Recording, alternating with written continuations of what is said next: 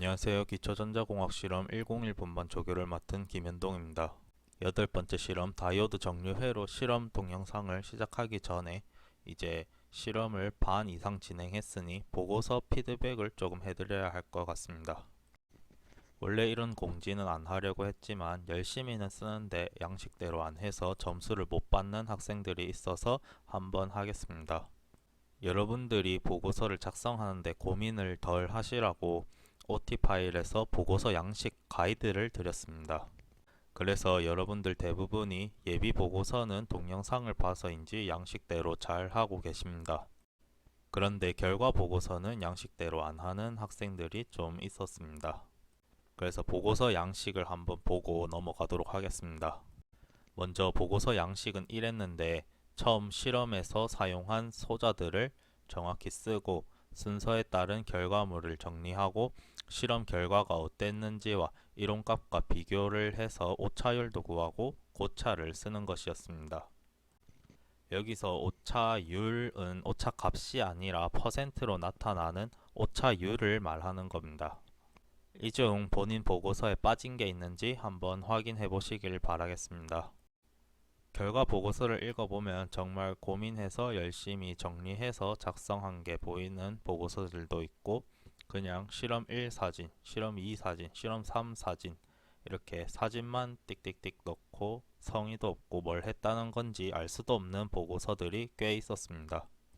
보고서 작성에 더 가이드를 드리자면 여러분들이 나중에 1년 뒤, 2년 뒤에 결과 보고서를 봤을 때 무엇이 알고 싶어서 어떤 소자를 사용해서 어떤 회로를 구성해서 어떤 실험을 해봤는지 알 수 있고 그래서 결과가 어땠고 이건 이론적인 값과 몇 퍼센트나 차이가 난 거고 오차 원인이 무엇인지 결과 분석까지 보고서만 읽고도 정리된 결과가 이해 가능하도록 이렇게 쓴다고 생각하고 작성하시면 잘 쓸 수 있을 겁니다. 이미 앞에 말한 것처럼 이렇게 잘 해오고 있는 학생들도 많이 있습니다. 그리고 놀랍게도 처음부터 끝까지 꾸준히 문제도 안 풀고 시뮬레이션도 안 하는 뚝심 있는 학생들도 있습니다. 이건 본인 성적이니 신경 쓰지 않으려고 했는데 일단 준비 잘 해온 학생들 실험 도와주기도 바쁜데 준비할 생각도 없던 학생들이 실험 안 되는 걸 도와주는 건 괜히 준비 열심히 해왔는데 잘 안 되는 학생들한테 피해를 끼치는 행동이라고 생각하기 때문에 앞으로 해당 학생들은 알아서 실험하는 걸로 하겠습니다. 그럼 공지는 여기까지 하고 이제 다시 실험 내용으로 들어가겠습니다. 이번 실험 목적은 다이오드 특성에 대해 이해하고 다이오드 정류 회로에 대해 이해하는 것입니다. 먼저 다이오드 기호는 이렇게 생겼습니다. 기본적으로 다이오드는 P형 반도체와 N형 반도체가 접합된 형태입니다. 그래서 P형 반도체 쪽 단자를 에노드, N형 반도체 쪽 단자를 캐소드라고 부릅니다. 그래서 이 에노드 쪽이 플러스, 캐소드 쪽이 마이너스라고 생각하시면 됩니다. 여기서 다이오드는 전류를 한 방향으로만 흐르게 하는 소자입니다. 그래서 이 전류는 플러스에서 마이너스 방향으로만 흐르고 마이너스에서 플러스 방향으로는 흐르지 않습니다. 여러분들이 아직 반도체에 대해서 안 배웠을 테니 반도체적인 부분은 빼고 다이오드의 동작에 대해서 설명하도록 하겠습니다. 먼저 다이오드는 전류가 플러스에서 마이너스로만 흐를 수 있고 마이너스에서 플러스로는 흐를 수 없다고 했었습니다. 그래서 전류의 흐름은 물의 흐름처럼 생각하면 다음과 같이 다이오드를 밸브로 표현할 수 있습니다. 그림에서 이 화살표가 물의 흐름이고 이 가운데 게 밸브입니다. 그리고 이게 통로라고 생각하시면 됩니다. 물은 위치 에너지에 의해서 상류에서 하류로만 흐른다는 것을 알고 계실 겁니다. 그럼 만약에 이 그림처럼 이 에노드 부분이 상류고 이 캐소드 쪽이 하류라면 물의 흐름은 이렇게 에노드에서 캐소드 방향으로 흐르는 방향일 겁니다. 그러면 이 밸브가 자연스럽게 열리면서 물의 흐름을 그렇게 막지 않고 물이 잘 흐르게 될 겁니다. 그런데 반대로 캐소드 쪽이 상류고 에노드 쪽이 하류라면 물은 이렇게 캐소드에서 에노드 쪽으로 흐르려고 할 겁니다. 그런데 물의 흐름 때문에 이렇게 밸브가 열려 있어도 물이 이렇게 흐르면 그 압력 때문에 이렇게 밸브가 닫히겠죠. 그래서 이렇게 밸브가 닫혀서 물이 여기서 여기로 흐르지 못합니다. 따라서 물은 이 캐소드 쪽에서 에노드 쪽으로는 흐를 수 없습니다. 그래서 상류 하류를 전압이 높은 곳과 낮은 곳 이렇게 생각을 하고, 물을 전류라고 생각하고 이 밸브를 다이오드라고 생각하면 이게 다이오드의 동작과 똑같습니다. 그래서 이렇게 밸브가 열려 있을 때를 다이오드가 ON 되었다고 하고, 이렇게 밸브가 닫혀 있을 때를 다이오드가 OFF 되었다고 합니다. 그리고 이 외에도 밸브에서 생각할 수 있는 여러 상황들이 다이오드에서도 비슷하게 동작합니다. 예를 들어서 이렇게 원래 왼쪽이 상류고 오른쪽이 하류라서 밸브가 열려 있는 상태였다가 갑자기 상류랑 하류가 뒤바뀌면 이렇게 물의 흐름이 바뀝니다. 그러면 이렇게 밸브가 열려 있다가 닫히는 동안, 그 동안에는 오른쪽에서 왼쪽으로 물이 어느 정도 흘러갈 겁니다. 그리고 밸브가 이제 압력에 의해서 완전히 닫히면 이제 그때부터는 물이 오른쪽에서 왼쪽으로 흐르지 못합니다. 이건 실제로 다이오드에서도 다이오드가 ON 돼 있다가 갑자기 역전압이 걸리면 다이오드가 OFF 되는데 시간이 걸리고, 그럼 이때는 역전류가 흐르게 됩니다. 그래서 이를 리버스 리커버리 동작이라고 합니다. 그리고 또 다른 예를 위해서 이제 밸브에 대해서 조금 더 자세히 생각해 보겠습니다. 만약 밸브가 종이처럼 가벼워서 바람에도 왔다 갔다 열렸다 닫혔다 할 정도로 가벼우면 안 되겠죠. 그래서 밸브는 좀 가벼운 철판 같은 형태이고, 이 아래쪽에 이렇게 자석이 있어서 밸브가 닫히면 자석이 붙어서 이렇게 밸브가 고정된다고 생각해 보겠습니다. 그럼 만약에 밸브가 이렇게 닫혀 있는 상태에서 이제 물이 왼쪽에서 오른쪽으로 흐르려고 하기는 하는데 물이 너무 약해서 이렇게 줄줄줄 흐르고 있다면 이 밸브를 이렇게 자석이 붙어 있으니까 이걸 열 힘이 없으니까 밸브는 열리지 않습니다. 따라서 이 밸브는 물의 방향이 맞는다고 무조건 열리는 게 아니라 어느 정도 이 자석을 뗄 정도의 최소한의 힘이 있어야만 밸브가 열립니다. 이것도 다이오드에서도 마찬가지로 이 다이오드가 오프 되어 있다가 ON이 되려면 이 최소한의 전압이 있어야지 다이오드가 ON이 되고 전류가 흐를 수 있습니다. 그래서 이 최소한의 힘을 문턱 전압이라고 합니다. 그리고 이제 다른 예로 만약 캐소드 쪽 수압이 더 높고 에노드 쪽이 낮아서 이렇게 물이 오른쪽에서 왼쪽으로 흐르려고 하면 원래는 흐르지 못하지만 이 수압 차이가 너무 심하다면, 이렇게 수압이 너무 세게 온다면 결국 밸브가 버티지 못하고 부서질 겁니다. 그리고 밸브가 부서지면 이렇게 원래 흐르면 안 되는 물의 흐름이 이렇게 생겨서 원래는 오른쪽에서 왼쪽으로 물이 흐르지 못하지만 밸브가 망가졌기 때문에 오른쪽에서 왼쪽으로 잘 흐를 겁니다. 다이오드에서도 마찬가지로 이 역전압이 너무 크게 걸린다면 원래는 역전류가 흐르지 못하지만 결국에는 역전류가 흐르고 맙니다. 이를 다이오드의 항복 현상, 브레이크다운 현상이라고 합니다. 이렇게 밸브가 부서진 것처럼 다이오드도 항복 현상이 일어나면 일반적으로 이 다이오드는 그냥 고장이 납니다.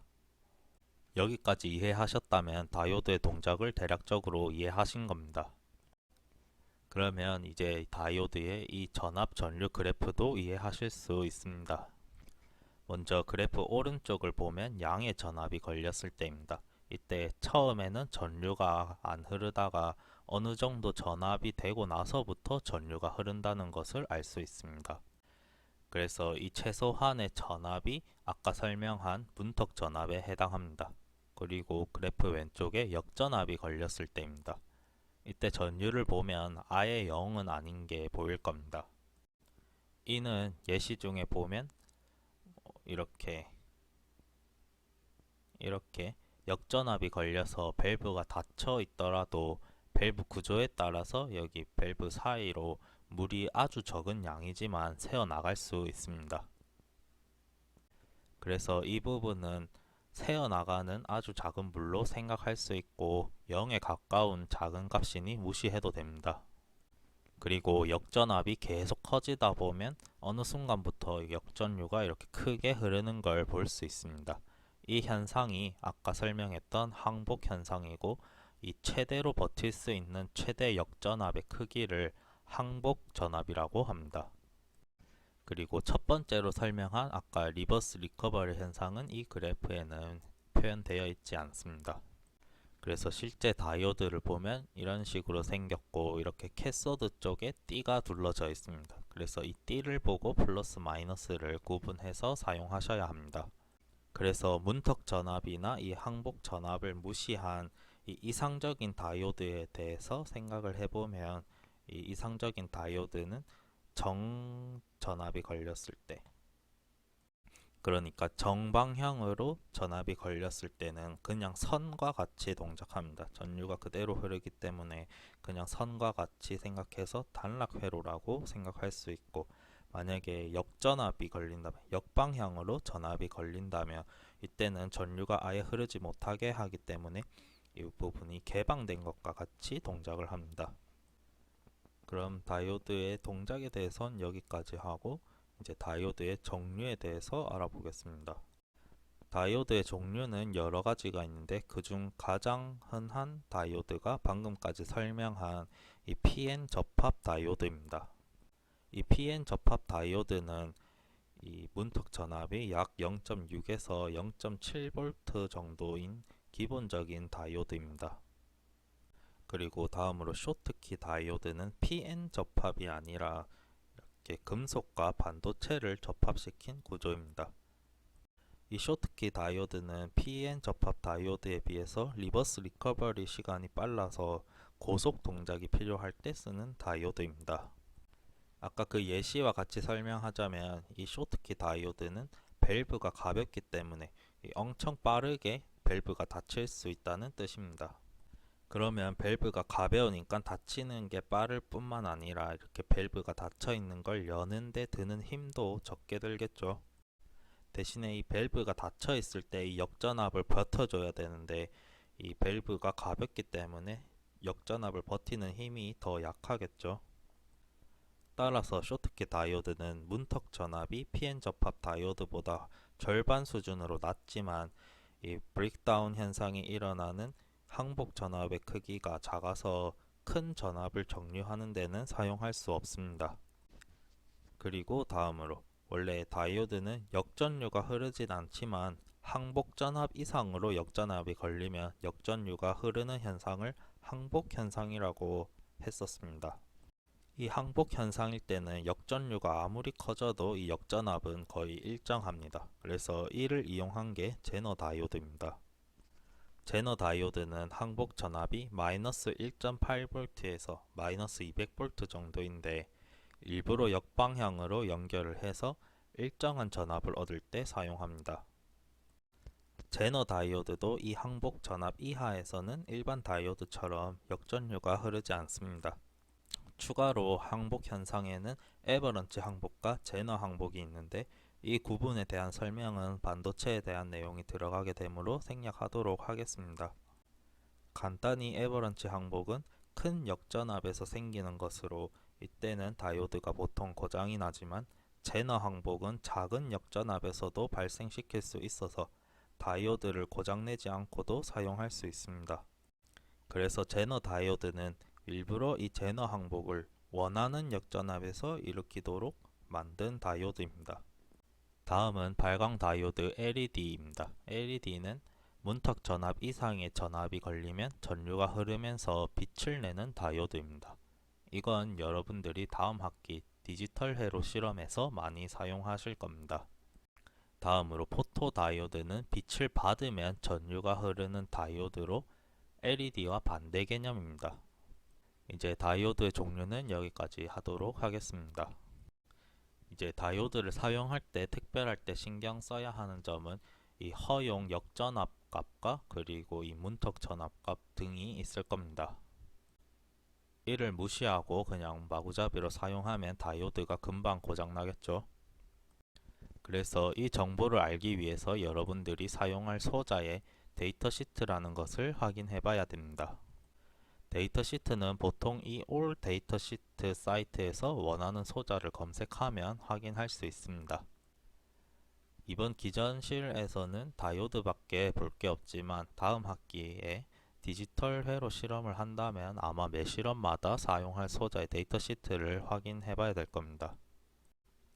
이건 이번 실험에서 사용할 1N5819라는 다이오드의 데이터시트 일부입니다.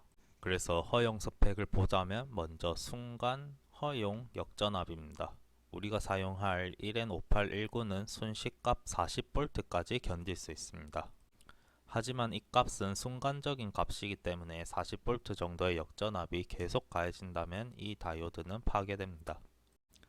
이 다음 값도 마찬가지로 허용 역전압 값인데 앞에 건 순시값이고 이 값은 RMS 값입니다. 순시값 40V를 RMS 값으로 바꾸기 위해서 0.707을 곱하면 약 28V로 같은 값인 걸 알 수 있습니다. RMS에 대한 내용을 아예 모르신다면 다음 실험 동영상에서 설명하도록 하겠습니다. 이것도 마찬가지로 허용되는 역전압의 DC 값입니다. 이 역전압의 DC 값도 똑같이 40V입니다.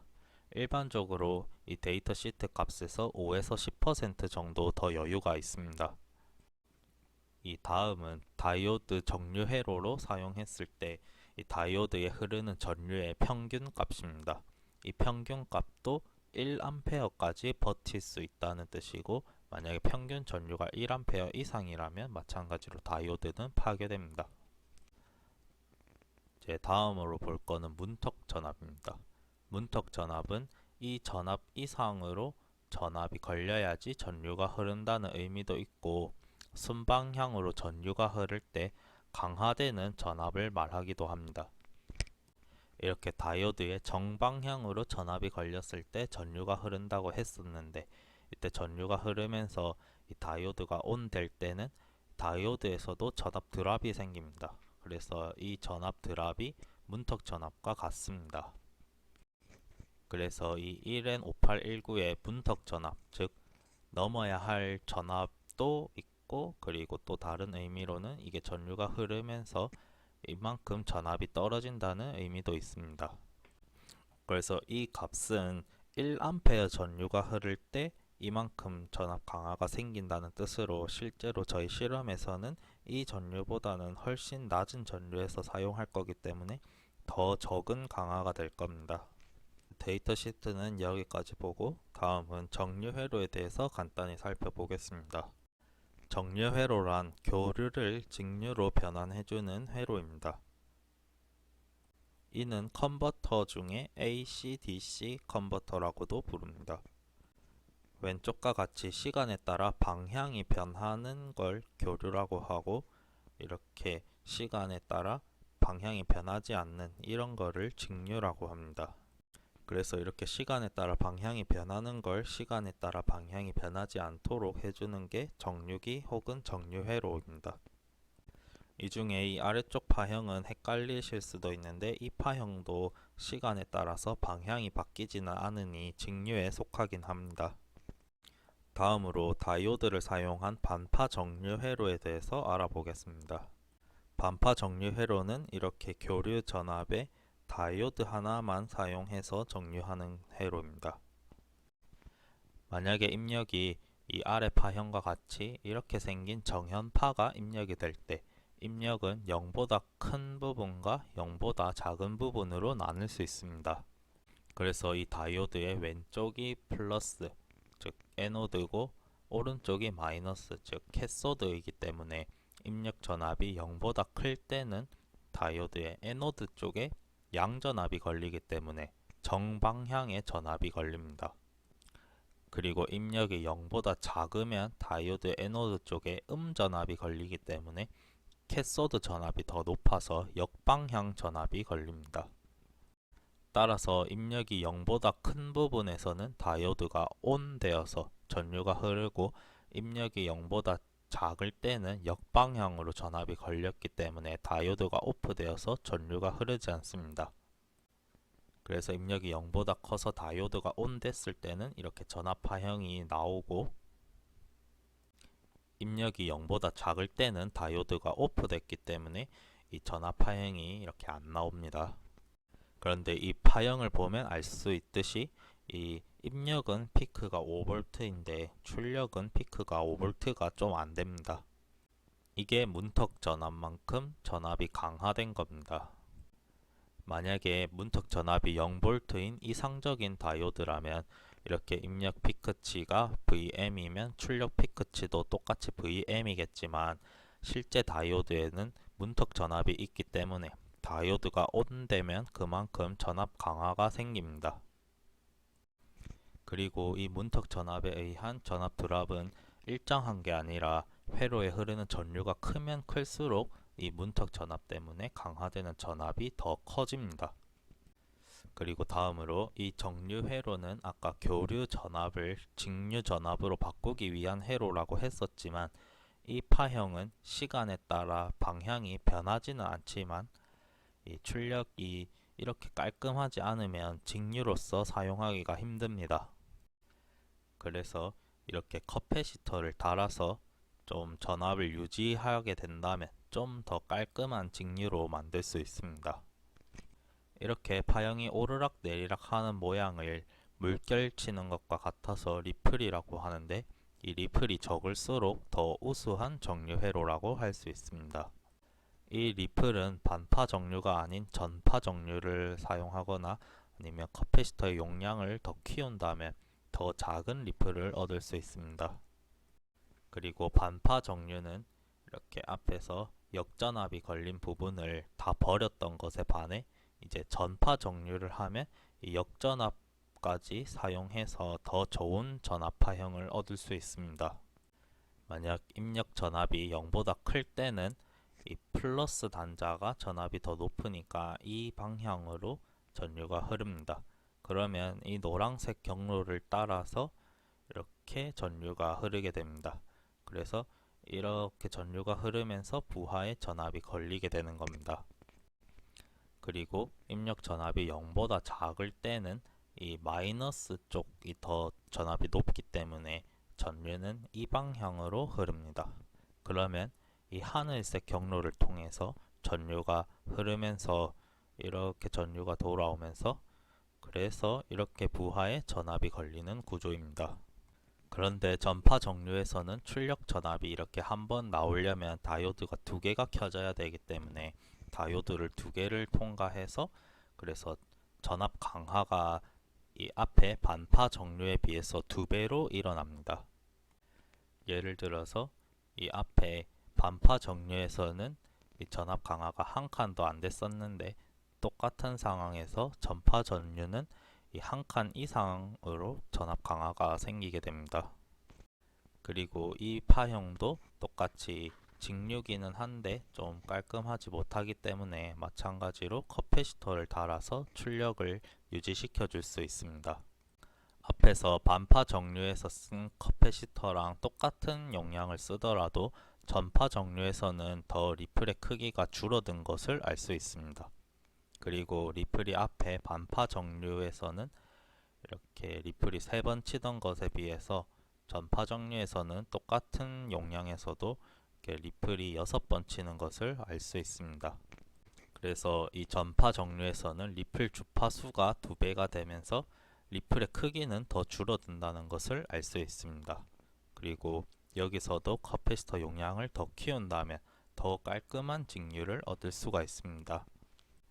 이제 여기서 실험 시 주의할 점입니다. 원래는 실험하는 부분에 들어가야 할 내용이지만 여러분들이 기초이론에 안 넣으면 잘 안 보는 학생들이 많은 것 같아서 여기다가 추가를 했습니다.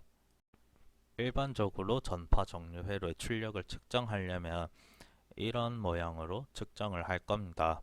그런데 이 전압 프로브는 그라운드를 기준으로 노드 전압을 측정하는 프로브라고 했었습니다. 그래서 저번 실험 동영상에서 만약 집게를 그라운드가 아니라 이렇게 정양단에다가 이렇게 연결했다면 이 다른 곳에 집었지만 실제로는 이 그라운드에 집은 거랑 똑같은 전압 파형이 나온다고 설명했었습니다. 그러면 이 전파 정류 회로에서는 이렇게 찝은 전압파형이 나타날 겁니다. 그러면 이 회로에서 이 그라운드가 어디인지 파악을 해야 되는데 보통은 정해져 있지 않아서 그냥 원래대로 여기를 찝어도 그 원하는 파형이 나타날 겁니다. 하지만 저희가 실험에서 사용하는 이 함수 발생기를 사용하면 그럴 수 없습니다. 우리가 콘센트에 꼽아서 사용하는 이 220V 교류 플러그에는 감전 방지를 위한 이런 접지 단자가 있습니다. 그래서 이 플러그를 콘센트에 꼽아서 이 접지 단자를 통해서 전원을 꽂은 이 기기와 건물 전체의 그라운드가 연결이 되는 겁니다. 그런데 보통 출력 기기는 출력이랑 220V 전원의 그라운드랑 절연이 되어 있는데 이 함수 발생기는 저렴한 모델이라서 그런지 이 출력과 이 전원의 절연이 되어 있지 않습니다. 그래서 이 함수 발생기에 이 선을 사용하면은 이 마이너스 단자는 무조건 이 우리가 사용하는 건물의 그라운드와 연결이 되는 겁니다. 따라서 이 함수 발생기를 사용하는 한 이 회로는 무슨 수를 쓰든 이쪽 노드가 그라운드입니다. 그래서 오실로스코프의 측정도 무조건 이 노드를 기준으로 노드 전압이 측정됩니다. 그래서 이 함수 발생기를 안 쓰고 그냥 220V를 그대로 받아서 변압기를 통해서 교류를 사용할까 생각을 하다가 여러분들한테는 아직 위험할 것 같아서 다른 방법으로 측정하기로 했습니다.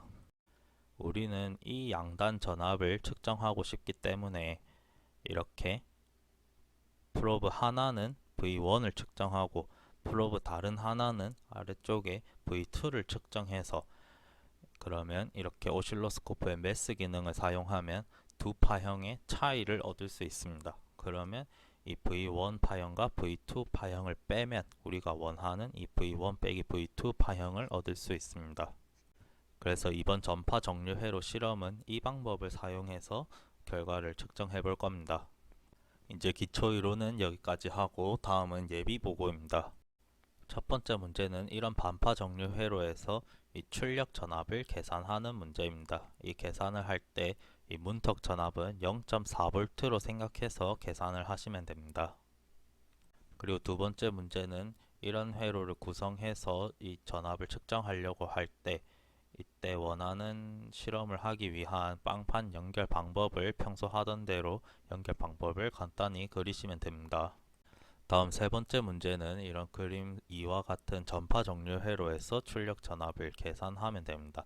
이때는 문턱 전압을 약 0.3V라고 생각하고 계산하시면 됩니다. 그리고 네 번째 문제는 이런 전파 정류 회로를 이렇게 빵판을 구성을 했을 때 이제 출력 전압 파형을 측정하기 위해서는 프로브 연결을 어떻게 해야 하는지 간단히 그림을 그리는 겁니다. 아직도 이 빵판 그림을 그려오라고 하면 계속 틀리는 학생들이 있는데 이제 실험이 반 이상 지났기 때문에 이제는 좀 그릴 줄 아셔야 합니다. 좀 공부를 해오시길 바라겠습니다. 이제 다음은 실험 순서입니다. 이렇게 반파 정류 회로에서 실험을 하고 원래는 커패시터가 없을 때, 커패시터가 있을 때 이렇게 구분해서 실험을 하고 다음으로 전파 정류 회로에서도 마찬가지로 저항만 있을 때와 커패시터도 같이 있을 때도 이렇게 실험을 하는 내용입니다. 실험 방법이 앞에 반파랑 전파랑 조금 다르니까 약간 차이점이 있는 걸 주의하면서 실험을 하셔야 합니다. 다음은 시뮬레이션입니다.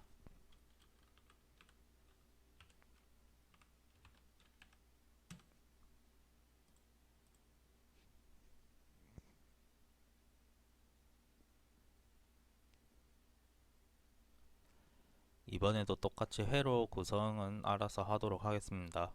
여기서 일단 짚고 넘어가야 될 거는 이제 정연파를 처음으로 써볼 건데 정연파는 이제 파트를 눌러서 V사인을 검색해서 이거를 선택하시면 됩니다. 여기서 이 Voff가 오프셋 전압 저희는 이제 0V에서 스윙을 할 거기 때문에 오프셋은 0 그리고 앰플리튜드는 일단은 1V가 피크 투 피크가 1V이기 때문에 이 앰플리튜드는 0.5로 합니다. 그리고 주파수는 1kHz 였습니다. 그리고 이 AC는 AC 스윕을 할 때 쓸 값인데 저희는 AC 스왑을 안 하고 이 트랜짓 스윕을 할 거기 때문에 이 부분은 무시하도록 하겠습니다. 네, 다음으로 다이오드를 사용해야 되는데 다이오드 제일 기본적인 거는 뭐 디브릭입니다. 디브릭 이걸 사용하거나 아니면 저희가 사용할 5819는 없습니다. 그래서 5819랑 일단 비슷한 5814가 있으면 이거를 사용하셔도 됩니다. 이게 없는 학생들이 있을 수도 있으니 디브릭으로 하도록 하겠습니다.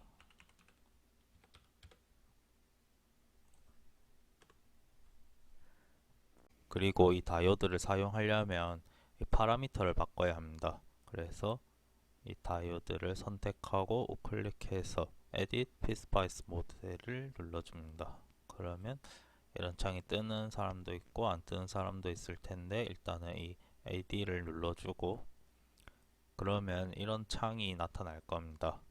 이게 PSpice 모델 에디터입니다. 여기서 파라미터 값을 바꿔 주셔야 합니다. 그래서 이렇게 입력을 해야 되는데 이거는 유튜브 동영상 설명의 더보기 창에 넣어 놓도록 하겠습니다. 여러분들은 이걸 복사해서 여기다가 붙여 넣고 여기 저장을 하시면 됩니다. 그러면 이 외에 나머지는 간단하기 때문에 같이 보지 않고 알아서 하도록 하겠습니다. 그럼 이제 회로를 이렇게 완성했으면 시뮬레이션을 만들어 줍니다.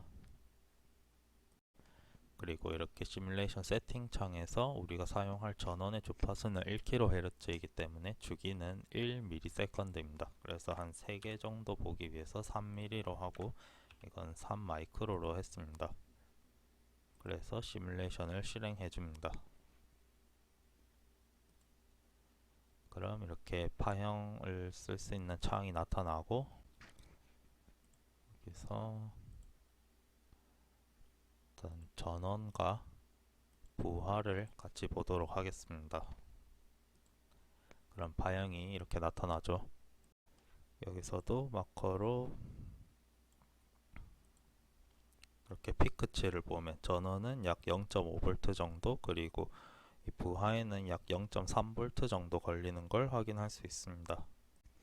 이제 다음으로 전원의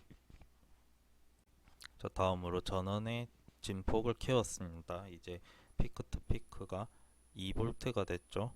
앰플리튜드 1로 설정해서 이제 피크 투 피크가 2V입니다. 그래서 이때는 측정을 해보면 피크는 1V고 부하에서 피크는 약 0.777V인 것을 확인할 수 있습니다.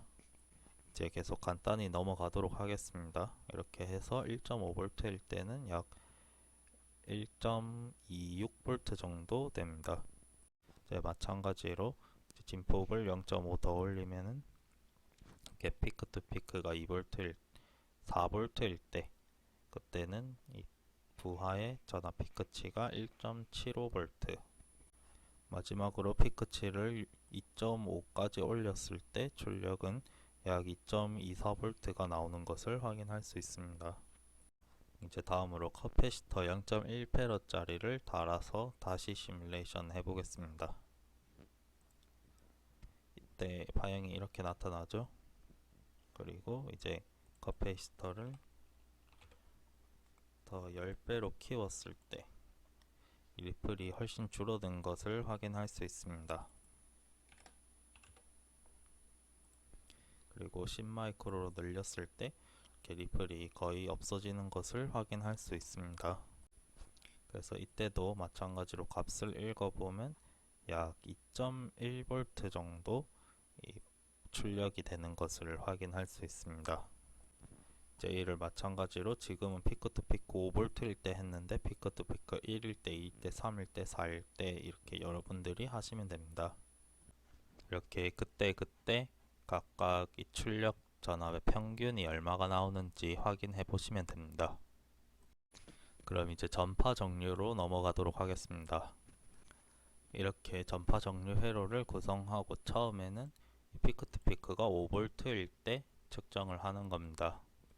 그래서 마찬가지로 시뮬레이션 런 해주고 이때 측정은 전원과 부하를 동시에 보도록 하겠습니다.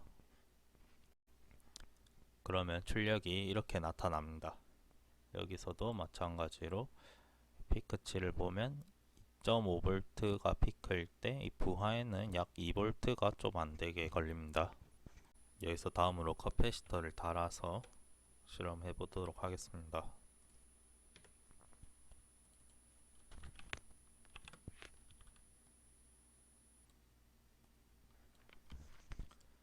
일단 0.1짜리를 달아서 실험해 봤을 때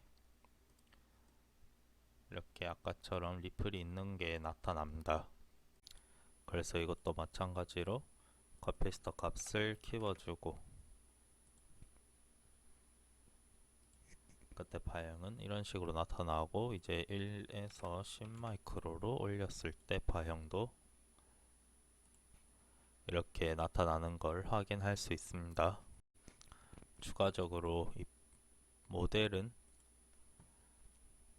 아까 바꿨을 때 같은 프로젝트에서 했으면 그대로 같은 값이 나타날 겁니다.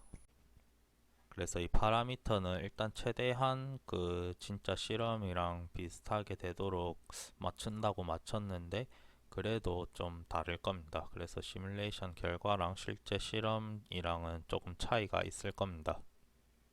그래서 여러분들이 만약에 이상적인 다이오드에 대해서 이 전압 강화가 없는 이 문턱 전압을 넘을 때 전압 드랍이 없는 이상적인 다이오드에 대해서 시뮬레이션을 하고 싶다면 여기 n을 0을 주고 시뮬레이션을 하시면 됩니다. 여기까지 했으면 이제 마찬가지로 이 앰플리튜드를 2, 1.5, 1 그리고 0.5 이렇게 바꾸면서 이 시뮬레이션 결과를 여러분들이 직접 측정해 보시면 됩니다. 자, 그럼 시뮬레이션은 여기까지 하고 이제 실험하는 방법에 대해서 보도록 하겠습니다. 먼저 첫 번째 실험입니다. 첫 번째 실험은 이런 정현파 신호를 만들어서 관측하는 실험입니다.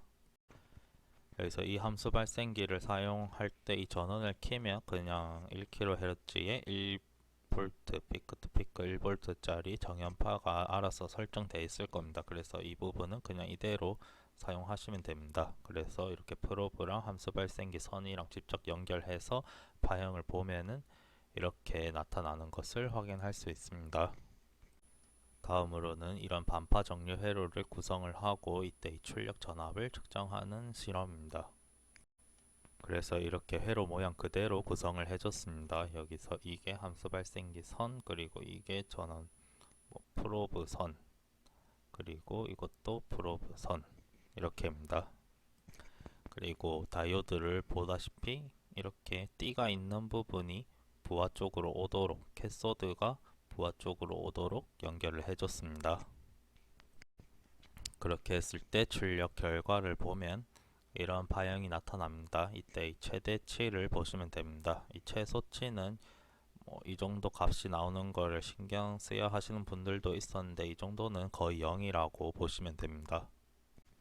다음으로는 이 함수 발생기에 진폭을 키워서 피크 투 피크 2V로 만들어서 똑같이 실험을 했습니다. 그래서 일단 이렇게 하면은 이 파형이 밖으로 나가니까 이 스케일을 돌려서 이렇게 맞춰줬습니다. 여러분들이 사진을 찍으실 때 이렇게 최대한 보기 좋을 정도 크기로 조절을 해서 하시면 됩니다.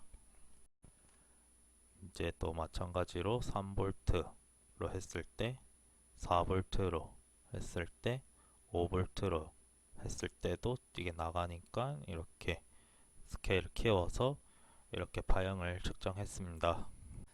그럼 다음에는 커패시터를 달아서 실험을 반복하는 겁니다. 그래서 일단 처음엔 0.1 마이크로페럿을 달아줍니다. 그래서 이것도 0.1은 여러 종류가 있는데 저는 지금은 세라믹을 달아서 측정을 했습니다. 이게 뭐를 쓰든 상관없습니다. 그래서 이렇게 넘어가 보면 이게 지금 트리거 설정을 안 하는 학생들이 많아서 이 트리거 설정하는 것도 넣었습니다. 이렇게 이 트리거 화살표가 노란색인데 이 노란색 화살표가 이 노란색 파형 범위 내에 없습니다. 그래서 이렇게 파형이 계속 움직이고 제대로 안 잡히는 겁니다. 그래서 이 노란색 트리거를 위로 올릴 수도 있지만 이 노란색 파형은 이따가 계속 바뀔 거기 때문에 이제 이 노란색을 트리거 하지 않고 이 하늘색을 트리거 하도록 트리거 설정을 바꾸도록 합니다. 그래서 이 트리거 메뉴를 눌러서 이런 창이 나오면 여기서 이 신호 1을 채널 1이 아니라 채널 2로 바꿔줍니다. 그러면 이제 이 노란색이 어떻게 변하든 이 파란색 전원은 그대로일 거기 때문에 트리거가 계속 잘 잡힙니다. 그래서 이때 파형을 측정해 보면 이렇게 나타나는 것을 확인할 수 있습니다. 그래서 이렇게 보시다시피 리플이 좀 있는 것을 확인할 수 있고, 그래서 이때도 리플이 어느 정도인지 확인하기 위해서 여기 남는 하나의 미저 창에다가 이제 여기는 채널 1의 첨도치를 봐줍니다. 이 첨도치가 피크 투 피크 값입니다. 그래서 첨도치를 설정해주면 이렇게 지금 리플이 한 1.36V 정도인 것을 확인할 수 있습니다. 그리고 다음으로는 이제 커패시터를 1마이크로페럿으로 바꿨을 때 리플이 훨씬 줄어든 것을 확인할 수 있습니다. 그래도 아직 리플이 좀 있는데 이때 첨도치는 한 240mV 정도 엄청 작게 있는 것을 확인할 수 있고, 그리고 이제 10마이크로페럿으로 바꿨을 때는 이제 거의 리플이 없이 일정하게 나타나는 것을 확인할 수 있습니다. 그럼 이제는 이 리플의 첨도치는 거의 이런 삐침 정도의 이런 조금밖에 안 나타나기 때문에 이 첨도치는 의미가 없고, 그래서 이 파형의 평균치를 보도록 하겠습니다. 그래서 첨도치를 이제 평균치로 바꿔줍니다. 그래서 이때 평균치를 읽었을 때 약 2.1V인 것을 확인할 수 있습니다. 이제 다음으로는 이 5V에서 4V로 전원을 바꾸고 그때 평균치를 읽어봤습니다. 마찬가지로 이제 3V로 바꾸고 그때 읽어보고, 이때는 좀 더 확대를 해서 봤습니다. 이게 좀 너무 작기 때문에 이제 키워주고 그 다음에 2V로 이때 측정, 그리고 1V로 측정했을 때 결과입니다. 그래서 여기서 이 실험들에서 뭘 봐야 할지 좀 헷갈릴 수도 있을 것 같아서 일단은 이렇게 표를 마련해 놨습니다. 이런 식으로 입력 전압의 피크치일 때마다 이 커패시터가 없을 때는 출력 전압의 피크치가 얼마 정도인지 이거를 읽는 거를 중점적으로 좀 보시고, 여기 커패시터를 달았을 때는 이제 피크치가 아니라 평균치를 보시면 됩니다. 이 0.1 마이크로페럿, 1 마이크로페럿일 때는 그때는 첨도치를 보고, 이제 10 마이크로페럿을 달았을 때는 평균치를 계속 측정하면서 입력 전압을 바꾸시면 됩니다. 그러면 이제 전파 정류 회로입니다. 이제 여기서는 일단은 신호를 5V로 시작합니다.